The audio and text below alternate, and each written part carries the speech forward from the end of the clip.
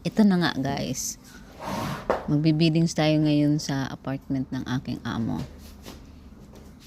Ayan, tatlong room ito yung i-change bidding ko ngayon.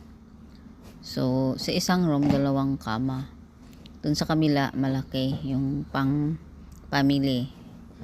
Yung kabila ganun din, malaki. So ayan yung ginagawa natin every other days. Kung umaga, doon ako sa baba sa hotel, sa laundry. Tapos every other days tinatawagan ako, aakyat dito sa taas, maglilinis ng bahay ng amo. Kasi dalawang apartment to.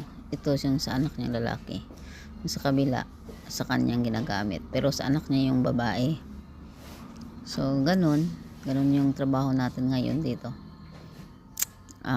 Room attendant or cleaner sa isang hotel. Pero ayun na nga, nagki-cleaner din tayo sa bahay niya at sa apartment niya. Supposed to be na sa hotel tayo, pero kasi close yung hotel, winter kasi, mag-o-open yan sa summer.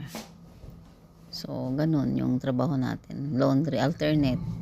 Minsan naglilinis ako ng balcony,